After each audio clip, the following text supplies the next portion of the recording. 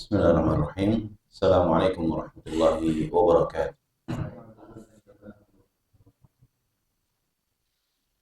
Alhamdulillah, wassalatu wassalamu ala rasulillah wa ala alihi wa sahbihi wa man wala wa la hawla wa la quwwata illa billah.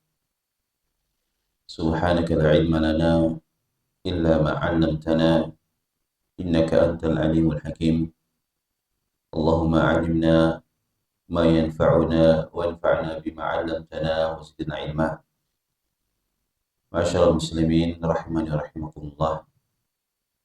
Alhamdulillah, pada kesempatan di pagi ini kita dibangkitkan oleh Allah Subhanahu wa taala dari tidur kita dalam keadaan sehat walafiat, kemudian mampu melakukan dari kewajiban-kewajiban yang Allah Subhanahu wa taala perintahkan, baik menjalani dari salat subuh secara berjamaah bagi para lelaki dan juga menuntut ilmu. Kita duduk belajar untuk mendengar kalam Allah dan sunnah Nabi Sallallahu Alaihi Wasallam yang mudah-mudahan dengannya menjadi baik dari dunia dan agama kita. Dan pada kesempatan singkat ini ada satu hadis Nabi Sallallahu Alaihi Wasallam yang mungkin bisa menjadi ibrah ataupun pelajaran yang bermanfaat bagi kita semua. Disebutkan dalam hadis Abu Hurairah radhiyallahu anhu, beliau mengatakan, sami'tu Abu Bakrin As-Siddiq radhiyallahu anhu. Aku pernah mendengar Abu Bakar As-Siddiq, semoga Allah meridai beliau, yaqulu ala hadzal mimbar. Beliau berbicara di atas mimbar ini, maksudnya mimbar Masjid Nabawi. Kemudian beliau mengatakan, sami'tu Rasulullah sallallahu alaihi wasallam yaqul fi hadzal yaum 'ama awwal. Abu Bakar mengatakan, aku pernah mendengar Nabi sallallahu alaihi wasallam di hari ini juga, di tahun yang lalu. Fasta'bara summa sta'bara Abu Bakrin fabaka. Maka ketika itu, kata Abu Bakar radhiyallahu anhu, Nabi berkhutbah dan Nabi sallallahu alaihi wasallam menangis. Maka Abu Bakar pun yang menyampaikan kisah tersebut, beliau juga ikut menangis. Kemudian beliau mengatakan, sami'tu Rasulullah sallallahu alaihi wasallam yaqul. Aku pernah mendengar Nabi sallallahu alaihi wasallam bersabda, lam tu'tau syai'an ba'da kalimatil ikhlas mithla al-afiyah. Kalian tidak pernah diberikan sesuatu setelah kalimatul ikhlas. Kalimatul ikhlas itu adalah kalimat syahadah, kalimat tauhid, yang dengannya kita mengucapkan asyhadu an la ilaha illallah, jadilah kita sebagai seorang muslim. Kata Nabi sallallahu alaihi wasallam, kalian tidaklah diberikan sesuatu setelah tauhid semisal dengan pemberian Allah Subhanahu wa taala al-afiyah. Di afiyah, atau yang diterjemahkan di negeri kita dengan keselamatan, ini sesuatu yang sangat-sangat berharga, sebuah karunia yang sangat berharga yang diberikan Allah Subhanahu wa taala setelah keislaman kita. Dan bagaimana bentuknya kita akan bahas. Maka beliau mengatakan di sini, Nabi sallallahu alaihi wasallam bersabda, fasallallahu al-afiyah. Maka mintalah kepada Allah al-afiyah. Hadis ini diriwayatkan oleh Imam Al-Baihaqi dalam Syu'abul Iman, dan ini merupakan hadis yang sahih. Dalam riwayat lain, Nabi sallallahu alaihi wasallam bersabda, sallallahu al-afiyah wal yaqin. Mintalah kepada Allah Subhanahu wa taala al-afiyah dan keyakinan. Fama u'tiya ahadun ba'da al-yaqin syai'an khairan min al-afiyah. Fas'aluhuma Allah ta'ala. Mintalah kepada Allah Subhanahu wa taala afiyah dan keyakinan di dalam agama. Maka tidaklah seorang diberikan oleh Allah Subhanahu wa taala sebuah anugerah setelah keyakinan, setelah keimanan, yang lebih baik dan lebih bermanfaat melebihi afiyah, yaitu keselamatan. Maka mintalah kepada Allah Subhanahu wa taala keduanya. Dalam riwayat Ibnu Majah Nabi sallallahu alaihi wasallam bersabda, "Ma min da'watin yad'u biha al-'abdu afdal." Tidak ada sebuah doa yang dipanjatkan oleh seorang hamba yang lebih utama melebihi sebuah ucapan, Allahumma inni as'alukal mu'afata fid dunya wal akhirah. Ya Allah, aku minta kepadamu keselamatan di dunia dan keselamatan di akhirat. Perhatikan begitu banyak riwayat-riwayat yang menyebutkan tentang afiat. Begitu juga kalau kita memperhatikan di berbagai momen-momen ibadah, zikir-zikir tertentu, diajarkan oleh Nabi kita Muhammad SAW permintaan afiat. Contoh ketika qunut witir, Allahumma hadina fiman hadait wa afina fiman afait. Berikanlah kepada kami afiat. Begitu juga kalau kita berkunjung ke kubur, mendoakan penghuni kubur, apa yang kita baca, Pak? Apa yang kita baca? Assalamualaikum ahadiyah minal muslimin wal mu'minin wa inna insyaallah bikum lahiqun nas'alullah as-salama wal afiyah. Kita minta kepada Allah keselamatan dan afiat. Begitu juga kalau ada orang meninggal, Allahumma ighfir lahum wa'afihim wa'fu anhum wa'afihim. Berikanlah kepada mereka afiat. Itu juga duduk di antara dua sujud. Begitu juga ketika seorang berperang di jalan Allah Subhanahu wa taala, diperintahkan oleh Nabi sallallahu alaihi wasallam meminta afiat. Nabi mengatakan, la tatamannau liqa'al adu. Janganlah kalian mengharapkan bisa bertemu dengan musuh di medan perang. Wasallallahu al-afiyah. Tetapi yang paling tepat adalah kalian minta kepada Allah keselamatan. Itu yang paling penting dan paling berharga di perjalanan perang. Tapi Nabi sallallahu alaihi wasallam memberikan nasihat kepada para sahabat apa? Bukan kalian berdoa kepada Allah supaya minta bertemu dengan musuh mati di medan perang. Nabi mengatakan mintalah kepada Allah keselamatan. Fa idza laqitumuhum fas'alu fa idza laqitumuhum fasbiru. Tapi kalau kalian sudah bertemu dengan musuh di medan perang, maka sabar. Jalani perintah tersebut untuk berjihad di jalan Allah, enggak boleh lari. Tapi kalau belum ketemu, minta apa? Minta keselamatan. Sebagian orang sekarang mendengar geopolitik, terjadi peperangan di beberapa negara, mengharapkan peperangan. Bahkan dengan bangganya sebagian orang akan terjadi perang ketiga, perang dunia ketiga, nanti kita akan ini kan dan seterusnya. Sallallahu alaihi wasallam, ini nggak boleh seperti itu. Kita nggak tahu apakah kita termasuk orang-orang yang kokoh di atas keimanan atau membelot, berpaling dari keimanan ketika terjadi fitnah. Jadi banyak tempat-tempat yang disyariatkan oleh Nabi Sallallahu Alaihi Wasallam untuk meminta kepada Allah afiat.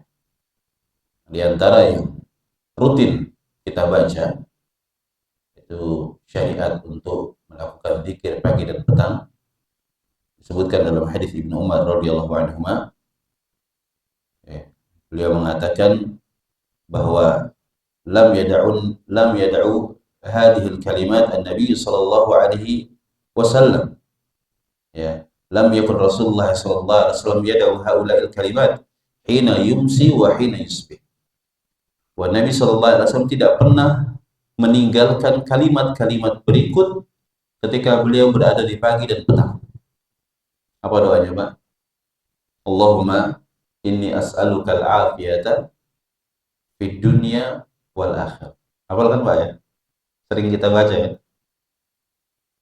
Allahumma inni as'aluka al-'afwa wal 'afiyata fi dini wa dunyaya wa ahli wa mali.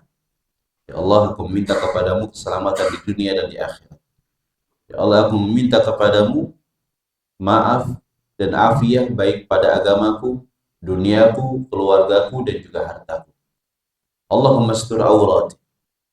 Ya Allah, tutuplah aib-aibku.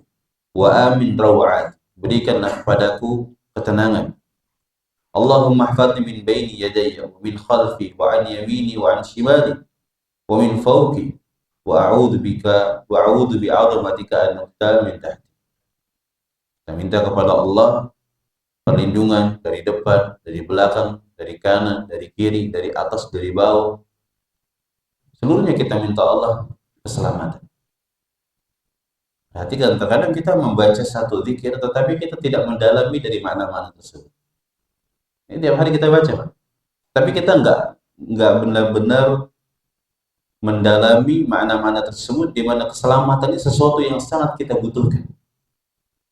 Baik keselamatan dalam urusan dunia ataupun dalam urusan agama.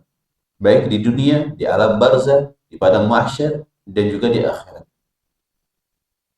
Sebuah kalimat singkat tetapi sumber dari segala kebahagiaan. Maka kalau kita mau bahas di sini, ada keselamatan dalam urusan dunia, ada keselamatan dalam urusan agama.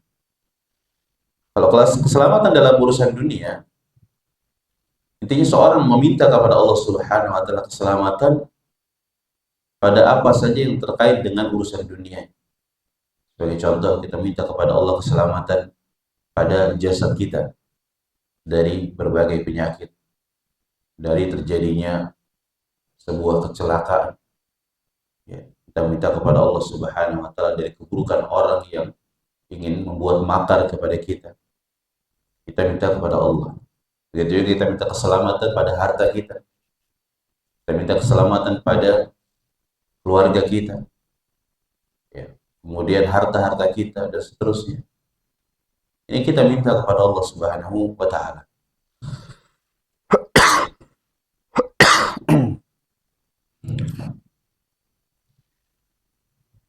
Dan diriwayatkan dari hadis Abu Hurairah radhiyallahu anhu bahwa Nabi sallallahu alaihi wasallam bersabda, "Man ra'a mubtalan."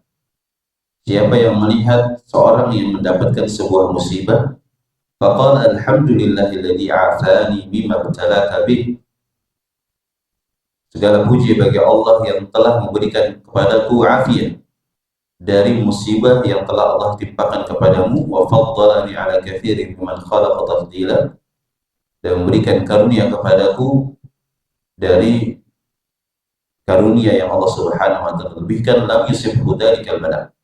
Niscaya musibah yang menimpa seseorang tadi tidak akan menimpa dirinya. Hadis ini dihasankan oleh Asy-Syalbani rahimahullah, diriwayatkan oleh Imam At-Tirmidzi. Jadi di antara adab ketika kita melihat adanya musibah di jalan, musibah pada orang-orang yang kita kenal. Sebagai contoh, kita terkadang lewat di jalan, kemudian terjadi kecelakaan. Itu kan musibah, Pak, ya? Nah, maka di antara adab kita berdoa dengan doa yang telah dicontohkan oleh Nabi sallallahu alaihi wasallam, alhamdulillahilladzi afani mimma btalaka Allahu bih. Segala puji bagi Allah yang telah menyelamatkan aku dari ujian yang menimpa dirimu, dirinya, dan seterusnya. Nah, dengan hal tersebut kita insya Allah ta'ala akan diselamatkan dari musibah yang menimpa, semisal dengan musibah orang tadi. Mendengar ada orang sakit, mendengar ada orang mendapatkan musibah banjir, maka kita minta hal tersebut kepada Allah Subhanahu wa ta'ala. Jadi benar-benar kita hadirkan hati kita, harapan untuk meminta keselamatan. Disebutkan dalam satu hadis Nabi Shallallahu Alaihi Wasallam bahwa, kalau nggak salah dalam hadis Jabir bin Abdullah, Nabi Shallallahu Alaihi Wasallam mengunjungi seorang laki-laki qad juhida hatta sara mithl farh. Seorang sakit yang begitu parahnya sampai badannya kurus seperti anak burung. Maka Nabi Shallallahu Alaihi Wasallam bertanya kepadanya, hal kunta da'awta Allah bisyai'? Apakah engkau pernah meminta, berdoa kepada Allah sesuatu? Maksudnya meminta hal-hal yang aneh. Maka orang tersebut mengatakan, nah, benar wahai Rasulullah, aku dulu pernah berdoa, Allahumma ma kunta mu'aqibi bihi fil akhirati fa'ajilhu li fid dunya. Jadi orang itu berdoa mengatakan, ya Allah, kalau kelak engkau akan menyiksaku di akhirat karena dosa dan keburukan yang aku lakukan, maka aku meminta kepadamu segerakan saja di dunia. Terkadang orang kalut dengan kekhawatiran yang berlebih, kecintaan yang berlebih kepada Allah, tetapi terkadang menggunakan cara yang salah. Ya, menggunakan cara yang salah. Seperti orang-orang Khawarij, mereka terlalu takut kepada Allah sehingga mengkafirkan para pelaku dosa-dosa besar. Ya, kalau sahabat ini radhiyallahu anhu, dia saking khawatirnya, maka meminta siksaan ataupun hukuman yang akan ditimpakan kepadanya atas dosa yang dia lakukan, yang harusnya dilaksanakan di akhirat sudah di dunia saja. Maka Nabi Shallallahu Alaihi Wasallam mengatakan, la tastati'uhu, aw la tutiquhu. Kalau seperti itu kalian tidak akan pernah mampu. Engkau tidak akan mampu menahan dari siksa Allah Subhanahu wa taala walaupun di dunia. Fahalla qulta, kenapa tidak engkau berdoa saja kepada Allah, Allahumma atina fid dunya hasanah wa fil akhirati hasanah wa qina adzaban. Kalau kita bisa meminta kepada Allah keselamatan, kenapa kita minta itu siksaan? Jadi paham Pak ya? Artinya kita yang paling pokok adalah meminta kepada Allah keselamatan. Seberapapun besar dosa kita, keburukan kita, minta ampunan kepada Allah, minta keselamatan di dunia dan di akhirat. Ya, maka nggak boleh kita merasa kuat untuk mendapatkan dari berbagai ujian, bala. Kita yang disyariatkan untuk terus meminta kepada Allah keselamatan. Makanya Nabi Shallallahu Alaihi Wasallam ketika melihat orang-orang yang mendapatkan musibah, ya, disebutkan oleh Syalbani rahimahullah taala di dalam silsilah as-sahihah, Nabi mengatakan, amma kana haula yasaluna Allah al-afiyah. Memang orang-orang yang kena musibah ini enggak pernah minta sama Allah keselamatan. Jadi seperti Nabi Shallallahu Alaihi Wasallam itu menegur gitu. Orang kalau kena musibah terus itu bisa jadi mungkin dia nggak pernah minta kepada Allah, nggak pernah berdoa kepada Allah meminta keselamatan. Ini penting bagi kita untuk minta keselamatan. Karena keselamatan ini Bapak sekalian merupakan kunci dari kebahagiaan. Salah satu dari nikmat yang Allah berikan saja kepada kita hilang. Jadi hilang kadar keselamatan dari kehidupan kita, kebahagiaan kita, maka hilang pula kadar kenikmatan tadi. Sebagai contoh, seorang memiliki kedudukan, memiliki harta yang banyak, kemudian Allah Subhanahu wa taala timpakan padanya musibah penyakit. Dia berada di pembaringan di rumah sakit, dilarang dari berbagai makanan, fisiknya lemah. Maka seluruh dari berbagai kenikmatan yang dia miliki hilang karena satu, hilangnya keselamatan, yaitu hilangnya keselamatan pada apa? Pada jasad, pada kesehatan tubuh. Kira-kira nikmat atau tidak? Tidak nikmat, Pak. Bisa ditanyakan orang-orang yang ada di rumah sakit. Jangankan jauh-jauh ke rumah sakit, kita sakit gigi saja. Kita sakit gigi saja. Seakan-akan sudah hilang seluruh kenikmatan. Ya atau tidak? Hilang seluruh kenikmatan kita. Bicara sudah tidak enak, dengar orang berisik kita emosi. Ya. Jadi hilang berbagai kenikmatan. Belum lagi contohnya, ada seorang sallallahu alaihi wasallam, keluarganya diuji dengan hilangnya kehormatan. Seorang bapak memperhatikan putrinya, waliyadzubillah, hilang padanya kehormatan. Melakukan hal-hal yang keji, dikenal di orang-orang sekitar. Walaupun dia memiliki harta, dia memiliki kedudukan, maka apa? Seakan-akan dia tidak bernilai. Hari-hari dia di dalam rasa malu terhadap orang-orang di sekitarnya, atau tidak? Nggak tenang, nggak tenang. Ya, begitu juga orang yang mendapati dari istrinya, ataupun anaknya, orang tuanya mendapatkan musibah-musibah, tidak akan tenang. Maka puncak dari kenikmatan adalah ketika seluruh nikmat-nikmat tersebut diselamatkan oleh Allah Subhanahu wa taala dari musibah. Maka ini puncak dari kenikmatan. Kalau sudah seperti itu, walaupun kita tidak memiliki banyak harta, kita tidak memiliki kedudukan, maka kita bisa hidup di dalam ketenangan.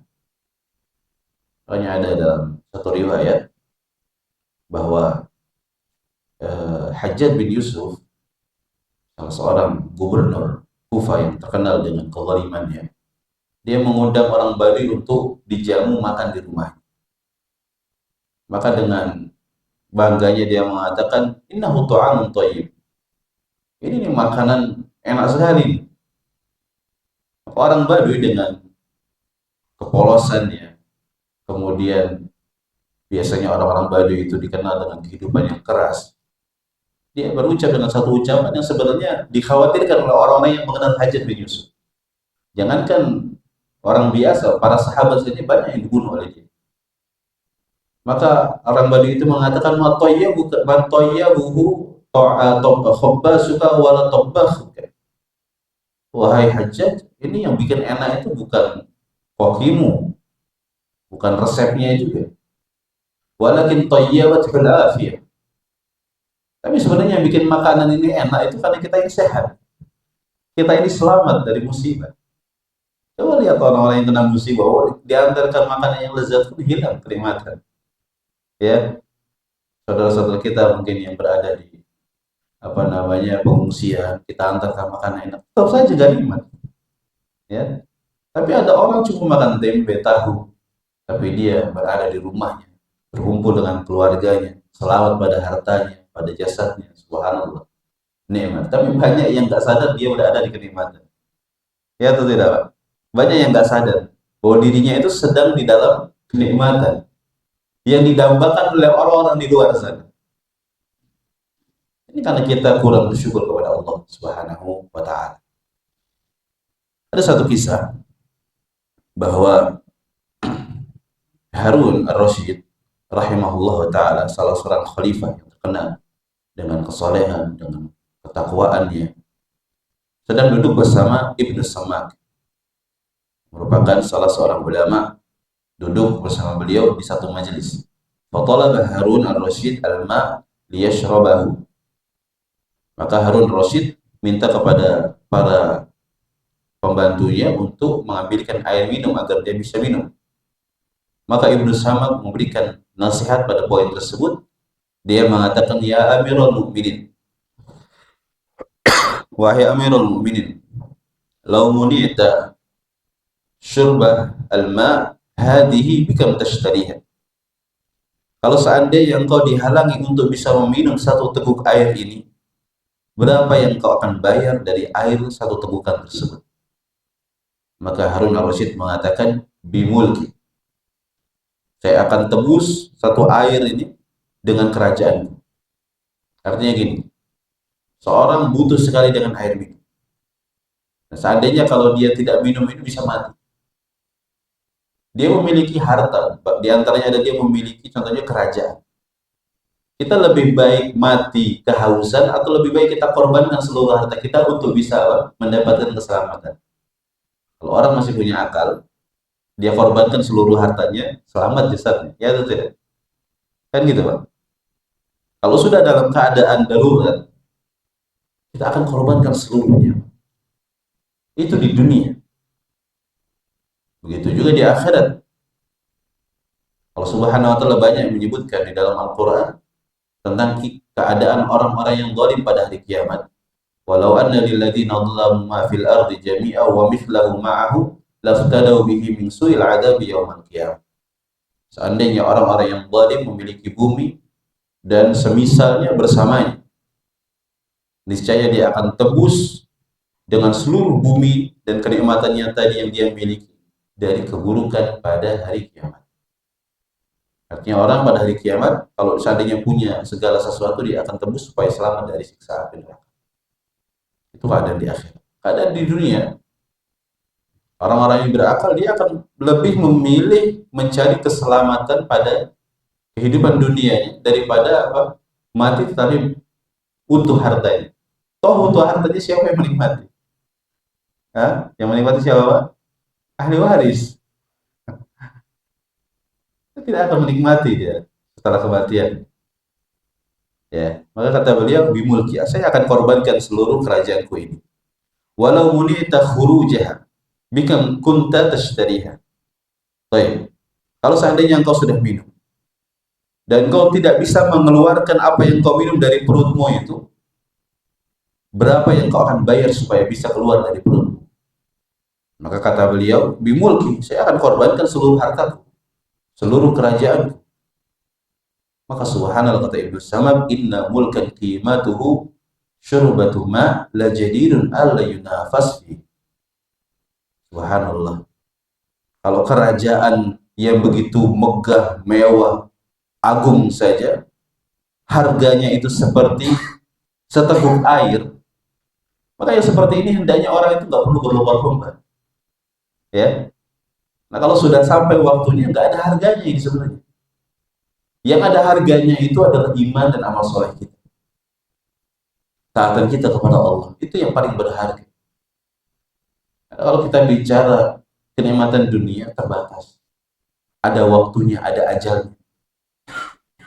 Jangan sampai karena kita ingin menikmati dunia panjang angan-angan, kita korbankan kesehatan kita, kita korbankan keluarga kita, bahkan sebagian orang dikorbankan padanya agamanya, ingin meraih sebuah kenikmatan dunia, sedangkan apa? Dunia itu terkumpul, dia belum bisa menikmati dunia tersebut, ajal sudah datang kepadanya. Gimana Pak? Nikmat atau tidak seperti itu? Ini seakan-akan dia itu mengumpulkan harta hanya untuk dibagikan ahli waris. Artinya kita jangan berlebihan dalam masalah dunia, kemudian melalaikan akhirat kita. Yang paling benar bagi seorang muslim adalah dia berusaha untuk bertakwa kepada Allah, beribadah kepada Allah, kesempatan yang dia miliki dimanfaatkan untuk mengais rezeki yang mencukupkan untuk dirinya dan keluarganya. Jadi yang paling penting itu bagaimana kita bisa memenuhi kebutuhan hidup. Jadi kalau kita sudah bicara gaya hidup siapa yang kita mau tiru? Kemudian berapa lama kita harus bekerja? Maka keselamatan ini merupakan nikmat yang paling penting yang untuknya kita berikan perhatian. Benar-benar kita berusaha untuk meminta kepada Allah Subhanahu wa taala baik dalam urusan dunia dan urusan agama. Ini contoh-contoh dalam urusan dunia. Adapun keselamatan dalam urusan agama, tentu ini merupakan pokok dari keselamatan yang hendaknya kita minta. Kita usahakan, bahkan bisa jadi kita mengorbankan seluruh harta kita dan nyawa kita hanya untuk menjaga keselamatan agama. Dan itulah yang dilakukan oleh orang-orang soleh terdahulu. Ya, dari para sahabat Nabi Sallallahu Alaihi Wasallam, begitu juga Nabi Sallallahu Alaihi Wasallam bagaimana berjuang untuk menjaga agama dan juga menyebarkan agamanya. Kenapa? Karena kalau kita bicara keselamatan dunia, terkadang orang soleh pun nggak selamat dunia, nggak juga selamat fisiknya dari musibah, dari penyakit. Ada hikmah di balik musibah-musibah yang Allah Subhanahu wa taala datangkan. Bahkan bisa jadi ada orang yang tidak pernah mendapatkan musibah dalam urusan dunia, tapi celaka dalam agamanya. Sebagai contoh dalam hadis riwayat Muslim, Nabi sallallahu alaihi wasallam bersabda, "Wa yu'ta bi an'ami ahli dunya min ahli nari yaumil qiyamah." Didatangkan pada hari kiamat orang yang paling nikmat hidupnya. Tapi dia ini merupakan penduduk neraka pada hari kiamat. Orang yang paling nikmat hidupnya. Berarti kalau nikmat hidupnya dalam urusan dunia, kira-kira apa yang terkumpul padanya, Pak? Harta, kedudukan, keluarga, kesehatan. Ya, mungkin fasilitas hidupnya luar biasa nikmat. Allah curahkan berbagai kenikmatan-kenikmatan dunia. Kenapa? Karena dunia itu bukan menjadi tolak ukur dan barometer untuk membedakan orang yang dicintai dan dimurkai oleh Allah. Nggak ada kaitannya sama sekali. Jangan pernah kita membandingkan kenikmatan dunia untuk menunjukkan kenikmatan agamanya, tidak. Kalau orang yang terkumpul padanya agama dan dunia, subhanallah, nur ala nur. Tapi kita belum tahu bagaimana keadaan dia di sisi Allah Subhanahu wa taala. Bisa jadi dia ibadahnya bagus, soleh, hartanya banyak, tapi kita nggak tahu di balik itu. Dari berbagai goncangan hati, kemudian cara-cara mencari harta yang halal ataupun yang haram, kita mungkin nggak tahu. Kita cuma melihat zahir saja, lihatnya enak saja. Mungkin karena dia orang yang soleh, itu husnuzon kita saja. Cuma hakikatnya kita nggak tahu. Dan kita juga nggak perlu tahu. Kenapa? Karena masalah rezeki ini sudah nggak perlu kita carikan sebab-sebabnya. Semuanya telah diatur. Nahnu qasamna bainahum ma'isyatan fil hayatid dunya. Allah, kami telah bagikan ma'isyah mereka di dalam kehidupan dunia. Kita cuma ada kewajiban untuk mencari rezeki. Masalah hasil kita serahkan kepada Allah. Bukan karena usaha kita, bukan karena kecerdasan kita. Baik, kembali kepada hadis tadi. Dia orang yang paling nikmat di dunia, tapi dia merupakan penduduk neraka. Fayusbigu finnari sabah. Maka akhirnya dia dicelupkan ke dalam neraka satu celupan saja. Dengan panas yang di luar dari akal kita. Bagaimana panasnya api neraka. Disebutkan dalam hadis yang sahih bahwa api dunia ini satu bagian dari berapa? 70 bagian api di akhirat. Enggak kebayang bagaimana panas. Dicelupkan satu celupan. Fayuqalu, maka ditanyakan kepada orang yang mendapat kenikmatan di dunia tadi, hal marra bika min khairin qad. Apakah engkau pernah merasakan sebuah kenikmatan? Maka kata orang tersebut, la wallahi, demi Allah tidak pernah. Artinya ketika datang musibah, maka seluruh kenikmatan segera hilang. Jadi berbagai kenikmatan dunia dia alami bertahun-tahun di dunia itu hilang seketika dengan satu celupan di neraka. Begitupun kebalikannya, orang-orang yang paling susah di dunia, tapi dia termasuk penduduk surga. Dimasukkan sejenak ke dalam surga. Ditanyakan oleh Allah Subhanahu wa taala, hal marra bika bu'sun qad? Hal marra bika syiddatun qad? Apakah pernah engkau rasakan di dalam kehidupan ini sebuah kesulitan, sebuah rasa sakit? La wallahi, tidak. Sudah hilang itu semua. Jadi kalau dikatakan kenikmatan dunia itu sebentar, ya itu seperti itu tadi. Seperti orang sakit gigi tadi. Ya, nikmat, subhanallah, makan enak. Karena sakit gigi hilang semua nikmat. Pulang dari restoran makanan lezat, kemudian nyangkut di gigi, giginya sakit, hilang semua kenikmatan. Ya, tidak. Sesederhana itu. Ya, kehidupan. Jangan sampai kita tertipu. Baik. Kita kembali kepada pembahasan bahwa keselamatan pada agama seorang ini termasuk hal yang sangat-sangat dibutuhkan. Bahkan harus kita usahakan. Bahkan kita harus korbankan berbagai kenikmatan yang kita miliki hanya untuk menjaga kebaikan dan juga keselamatan agama. Makanya ada satu kisah bahwa Sufyan Ats-Tsauri rahimahullah taala ketika berkumpul bersama teman-temannya, ada salah seorang dari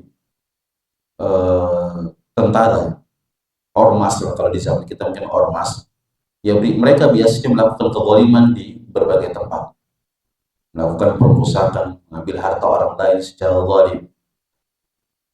Ketika orang tersebut lewat, maka Sufyan melihat orang ini dan melihat orang-orang di samping. Sufyan mengatakan, ayuhan nas, wahai manusia, yamurru bikum ashabul bala wal amrad wal ahad alladziina yu'jaruna ala balaihim fatasaluna Allah al-afiyah.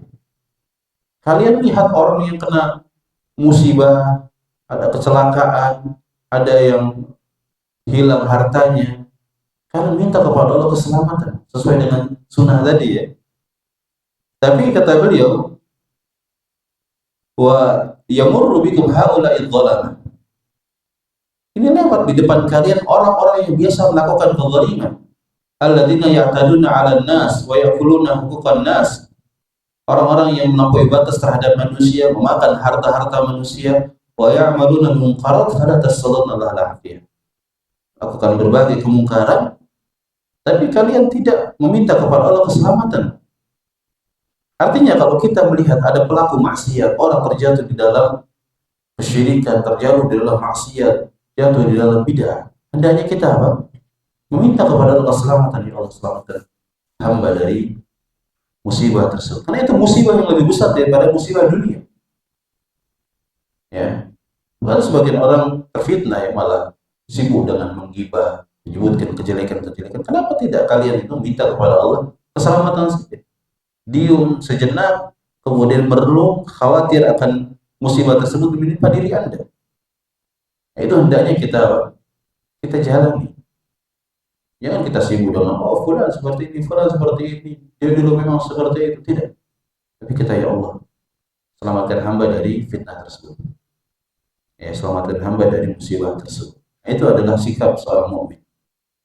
Yang disebutkan oleh Imam Ibnu Qayyim rahimahullah taala, beliau mengatakan wa halil bala illa fi dhunubi wal ma'asi. Tidaklah hakikat dari musibah melainkan seorang yang terjatuh di dalam dosa dan kemaksiatan. Wa halil afiyah illa fi ta'at. Dan tidaklah afiyah itu melainkan bagi orang-orang yang berada di dalam ketaatan kepada Allah Subhanahu wa taala. Fa ahlul bala hum ahlul ma'siyah wa in ufiyat abdanuhum. Maka orang-orang yang mendapatkan musibah hakikatnya adalah orang-orang yang terjatuh di dalam kemaksiatan walaupun mereka sehat pada jasadnya, walaupun mereka kaya, mereka sehat, mereka selamat dari musibah, tapi mereka terjatuh di dalam maksiat, mereka lah ahlul bala, orang-orang yang berada di dalam musibah. Wa ahlul afiyah hum ahlul ta'at. Sedangkan orang-orang yang mendapatkan afiyah adalah mereka orang-orang yang taat kepada Allah wa in maridat abdanuhum, walaupun jasad-jasad mereka sakit. Fa idza ra'aitum ahlal bala fasallallahu al-afiyah. Maka apabila kalian melihat orang-orang yang mendapatkan musibah yaitu dengan kemaksiatan, maka mintalah kepada Allah Subhanahu wa taala afiyah. Minta kepada Allah keselamatan di dunia dan di akhirat. Maka kalau kita perhatikan bahwa orang-orang terdahulu, Nabi Sallallahu Alaihi Wasallam, para sahabat, begitu juga para ulama-ulama yang mereka berada di atas hidayah, mereka berusaha untuk mencari keselamatan agama. Bahkan seandainya mereka harus mengorbankan harta dan nyawa mereka. Sebagai contoh, kisah Utsman bin Affan radhiyallahu anhu. Kita ketahui bagaimana kebaikan beliau radhiyallahu anhu menjadi khalifah Rasulullah sallallahu alaihi wasallam setelah Abu Bakar dan Umar. Kemudian ketika itu muncul berbagai fitnah. Di mana orang-orang Yahudi, orang-orang munafik mulai menyebarkan berita-berita bohong tentang jeleknya Utsman radhiyallahu anhu. Sehingga tersebar dari berita tersebut, datanglah mereka demonstrasi untuk apa? Mencekal dari Utsman radhiyallahu anhu. Setelah itu didamaikan oleh para sahabat, dijelaskan, mereka bubar. Kemudian di momen selanjutnya datang demonstrasi yang lebih besar-besaran. Nah, disitulah mereka berusaha untuk membunuh Utsman radhiyallahu anhu. Maka di rumah beliau tatkala itu, dalam keadaan beliau itu puasa, baca Al-Quran, ada Ibnu Abbas, ada beberapa sahabat, diperintahkan oleh Utsman untuk keluar. Sudah nggak usah dijaga. Ya, kemudian masuklah orang-orang tersebut dan berusaha untuk membunuh Utsman. Utsman dibunuh dalam keadaan syahid. Padahal beliau mampu untuk melawan.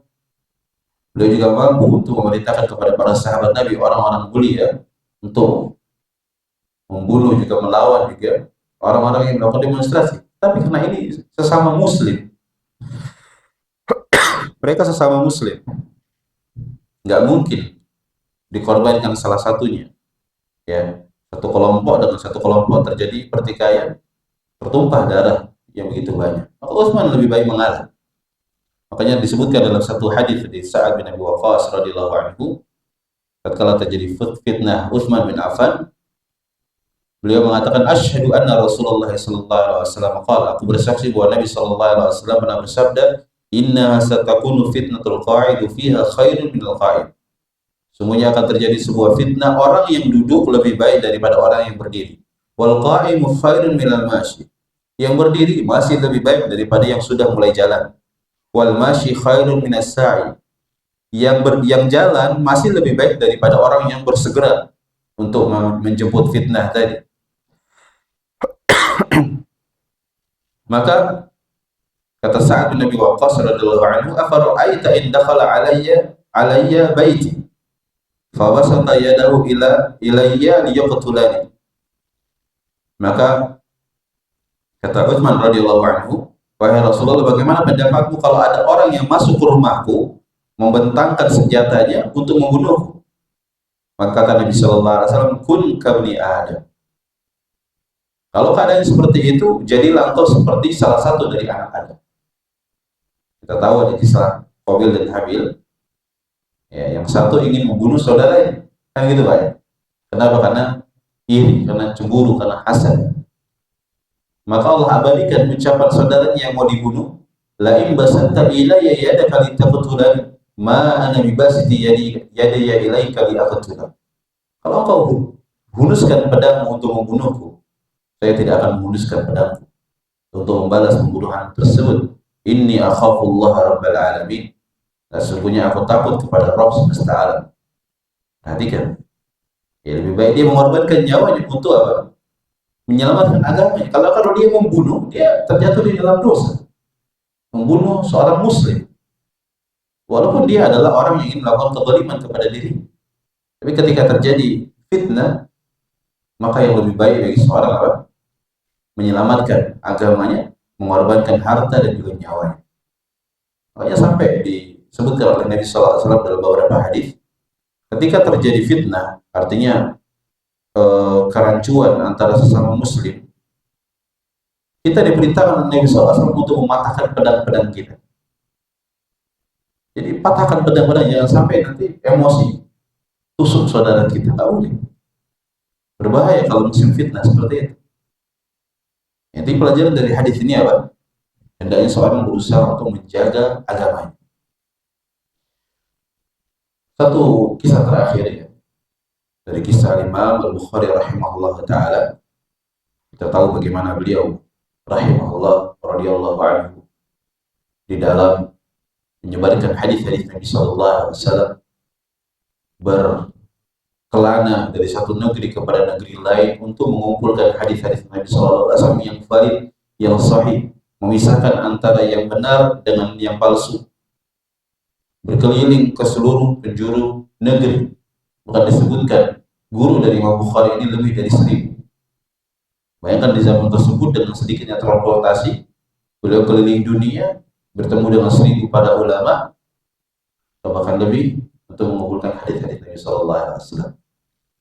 Maka di satu kisah beliau radhiyallahu anhu ya menaiki sebuah kapal dan membawa harta yang banyak untuk perbekalan beliau di dalam menuntut ilmu. Orang melihat dia membawa harta yang begitu banyak. Ya. Disebutkan bahwa harta tersebut diketahui jumlahnya oleh orang yang melihat tadi. Maka ketika kapal sudah berjalan, orang ini teriak, ya, tolong, ini duit saya kehilangan sekian dinar, jumlah yang begitu banyak. Maka akhirnya orang-orang berkumpul. Yang disebutkan oleh orang tersebut senilai dengan apa yang dibawa oleh Imam Bukhari rahimahullah. Maka beliau tatkala menyadari bahwa ini orang ini ingin mengambil harta beliau, tetapi yang lebih berbahaya bukan diambil hartanya, tetapi hilangnya kredibilitas beliau. Beliau dianggap sebagai seorang pencuri. Dan ini bisa menjatuhkan reputasi seorang ulama di zaman tersebut sehingga hadis-hadisnya tidak diterima. Jadi paham Pak ya? Makanya kita dengar ada perawi hadis, ini hadisnya ditinggalkan. Kenapa? Karena perawinya pendusta.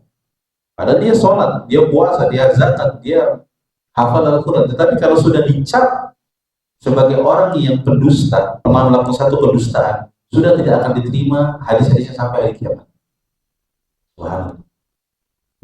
Maka karena untuk menjaga kredibilitas tadi, beliau buang uangnya ke laut. Ketika orang-orang cari, nggak ada uang yang kamu inginkan. Akhirnya karena sudah diusahakan kok nggak dapat juga, orang ini datang kepada Imam Bukhari.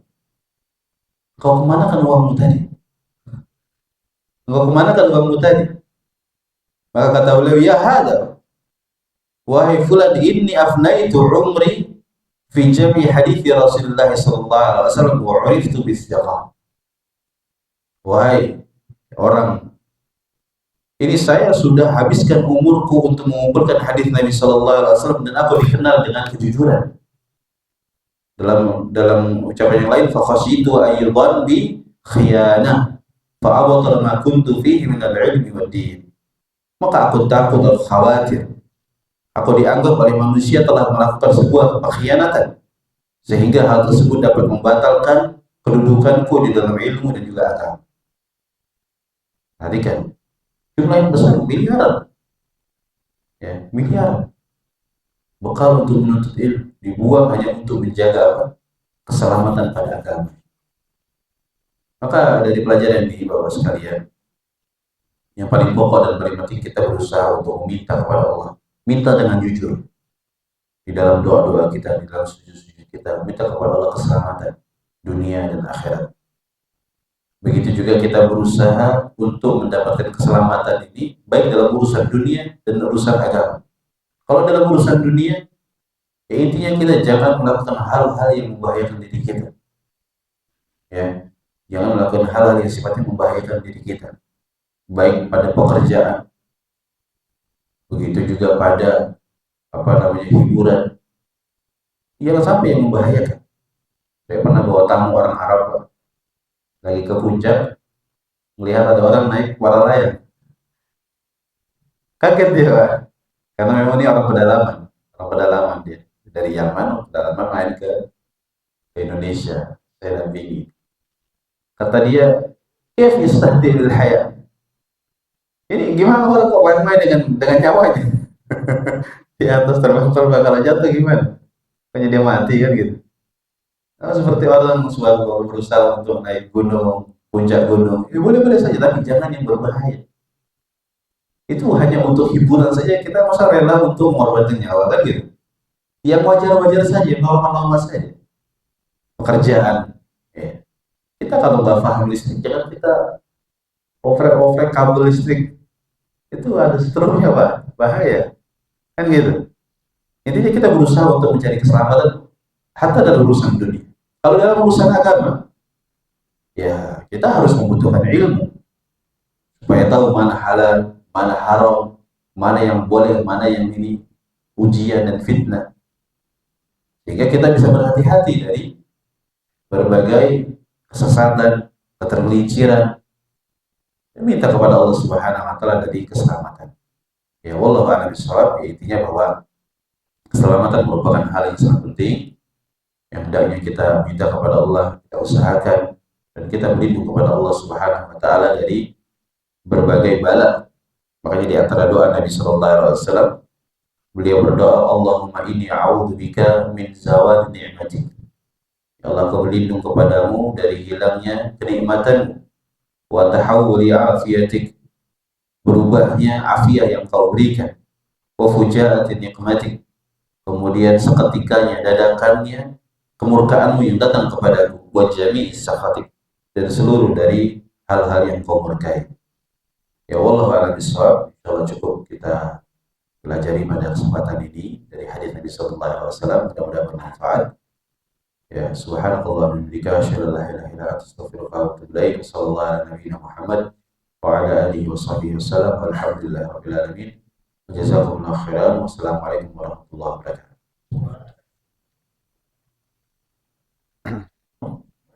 Silakan, Pak.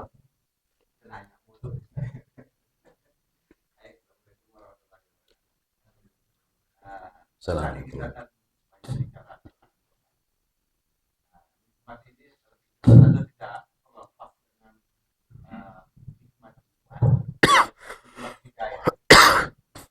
Kalau nikmat ini bicara kita nikmat dunia, kata Ustaz tadi dicampur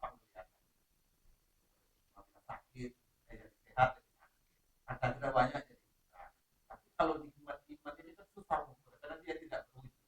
Kadang-kadang kita lalai, ini nikmat saya ini sedang naik atau sedang turun ini. Kita nggak tahu nih.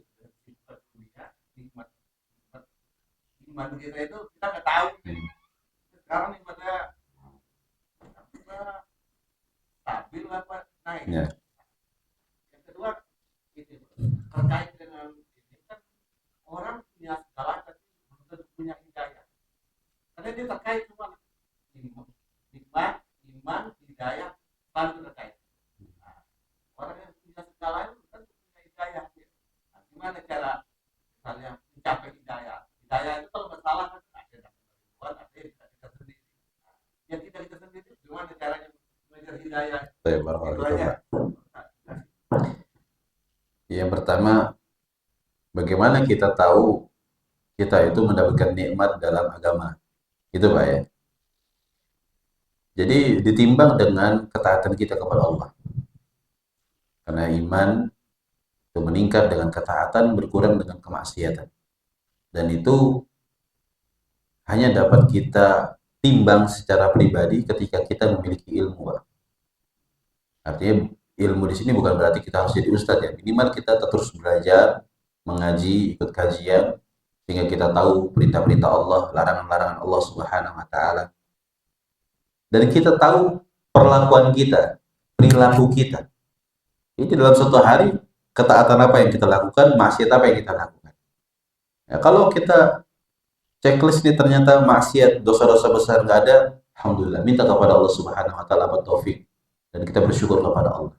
Kalau dosa-dosa kecil, ya ini hal yang memang nggak bisa dihindari, terkadang kita terjatuh. Dan tolak ukurnya dosa kecil itu sebuah larangan yang tidak ada ancamannya.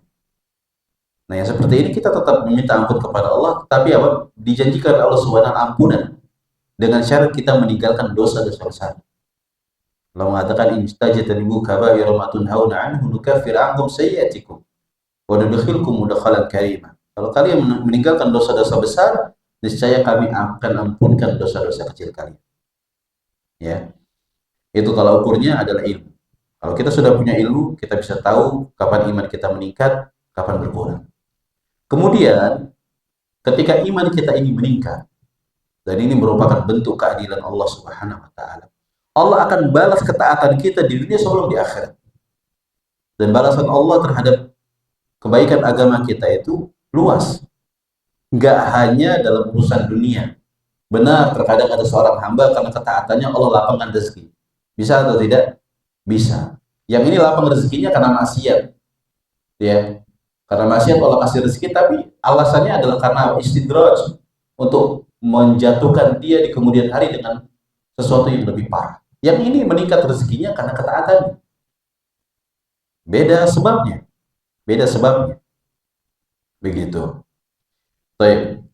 Jadi kalau iman kita meningkat, otomatis kita akan mendapatkan manisnya iman.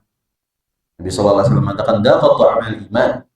Seorang akan merasakan manisnya keiman tatkala apa? Allah wa rasuluhu ahabbu ilaihi mimma siwahuma. Ketika Allah dan Rasulnya lebih dia cintai daripada selainnya. Artinya kalau kita semakin taat kepada Allah dengan syarat ibadah yang kita lakukan ini ikhlas Pak ya. Bisa jadi ada orang sholat, ada orang puasa, ada orang sedekah. Tapi apa yang dilakukan itu tidak dibangun di atas ikhlasan, ketulusan, benar-benar mengharapkan keridhaan kecintaan Allah. Kalau kita bangun ibadah kita benar-benar ikhlas karena Allah, pasti kita akan rasakan manisnya keimanan. Sebagaimana makanan itu ada rasanya, maka naiknya keimanan akan ada rasanya. Di antaranya kita lebih tenang hati kita, kemudian kita lebih bersyukur kepada Allah, tidak tergantung kepada manusia saja, itu nikmat besar. Kita punya istri, kita punya anak, kita punya bos, kita punya teman, tapi hati kita nggak terpaut sedikit pun dengan deretan makhluk tadi.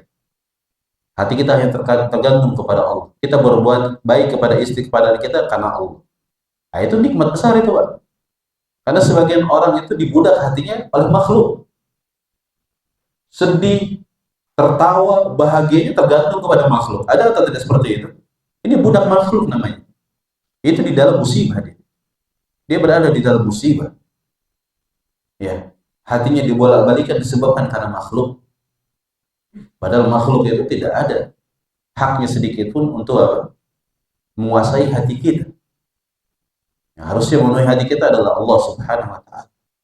Kita berbuat baik kepada Dia karena Allah, kita benci karena Allah.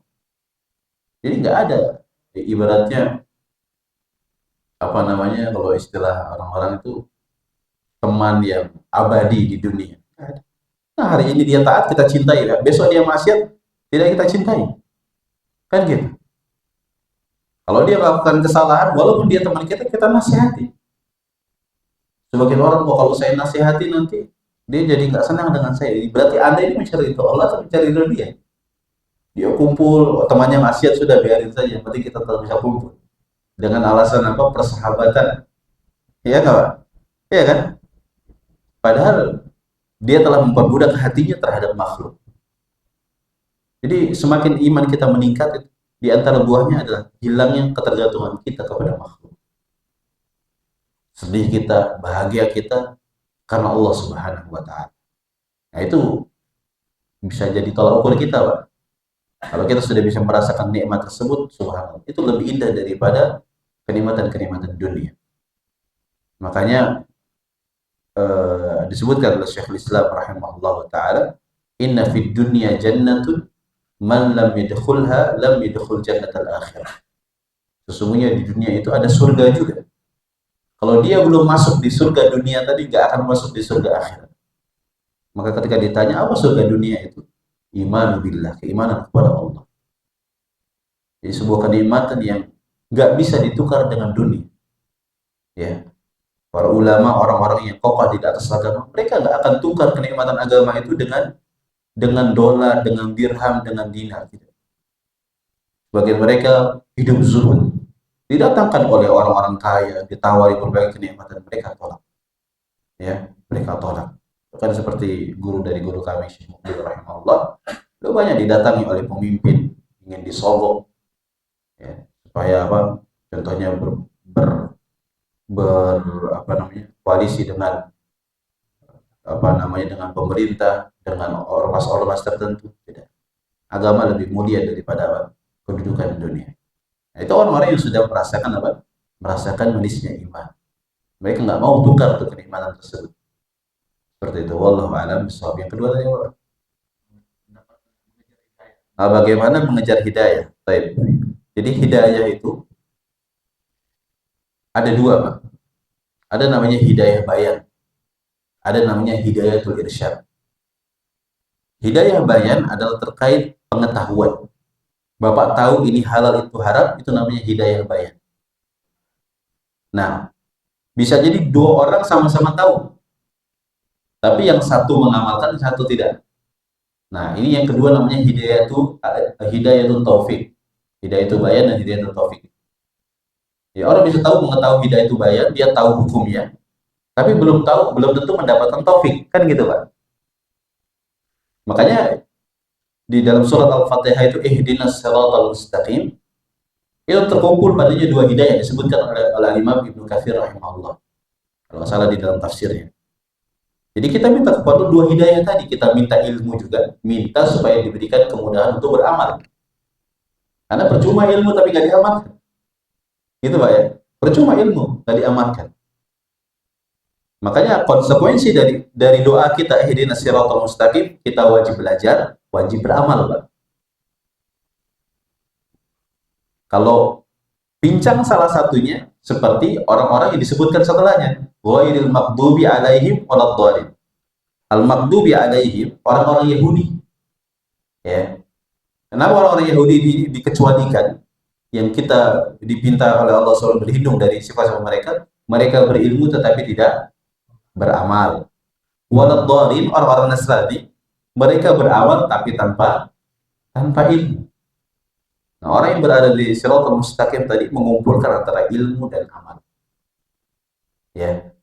Jadi nggak cukup kita doa-doa saja, kita nggak mau datang ke pengajian, dekat dengan para ulama, tahu halal haram, kemudian kalau sudah tahu diamalkan.